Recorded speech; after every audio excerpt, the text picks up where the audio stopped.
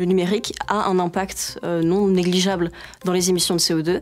Et donc, lors de cette conférence avec M. Trabia, on s'est penché sur les effets du numérique, en particulier des réseaux et des infrastructures de télécommunications sur les émissions de CO2 dans la France, en Europe et de manière plus large dans le monde.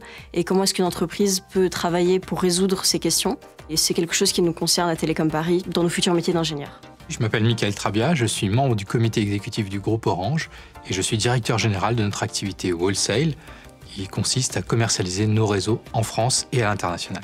Le CO2 est l'élément principal qui finalement génère ce changement climatique, donc la lutte contre les émissions de CO2, ce qu'on appelle la transition environnementale, c'est l'élément clé par lequel toutes nos actions vont pouvoir passer. Ce qui est compliqué dans le CO2, finalement, c'est que c'est quelque chose qu'on ne voit pas, que parfois les gens ont du mal à estimer, à mesurer. Les gens ne savent pas trop dire combien ils émettent de CO2. Est-ce qu'un trajet en voiture ou en train va avoir telle ou telle différence de CO2? Donc ça, c'est une difficulté, le rendre concret. Et rendre concret, finalement, aussi les actions que nous pouvons avoir, qui peuvent avoir un impact plus ou moins fort. Et donc, à la fin, si on ne comprend pas, si on n'est pas capable de parler CO2, de traduire CO2, on a une vraie difficulté à amener vers l'action qui est nécessaire par rapport à nos objectifs climatiques. Pour mener vers l'action, il faut éviter deux écueils. Le premier, c'est finalement de nier le problème, de dire mais tout va bien, il n'y a pas de difficulté. Je crois qu'on a un peu dépassé ce stade-là, mais ça peut toujours arriver. Le deuxième écueil, c'est finalement, de toute façon, on ne peut rien y faire, tout est foutu.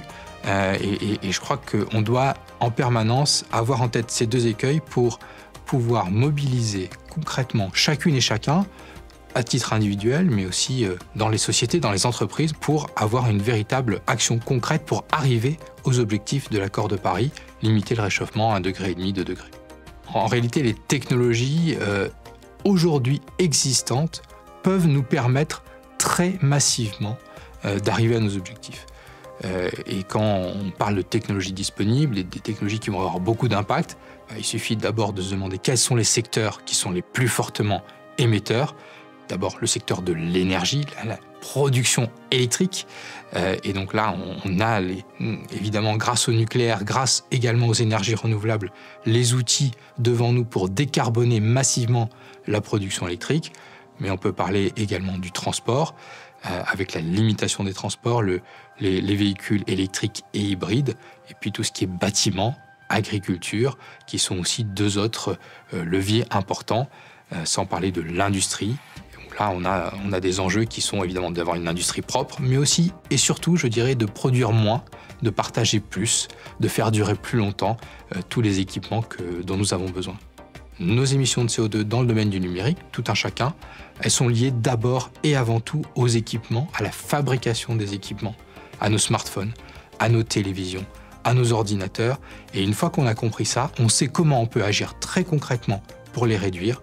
Eh bien, gardons nos équipements plus longtemps, évitons d'avoir une deuxième télé si on n'en a pas besoin, gardons nos ordinateurs plus longtemps et essayons de les remettre dans le circuit avec un marché de seconde main. C'est ça, les actions concrètes qui vont nous permettre effectivement de baisser l'empreinte numérique. J'espère que cette conférence sur le CO2 vous a plu. Nous, on vous donne rendez-vous le 30 avril prochain. On accueillera Jean-Marc Jancovici pour la prochaine Dryade. Il répondra à toutes nos questions.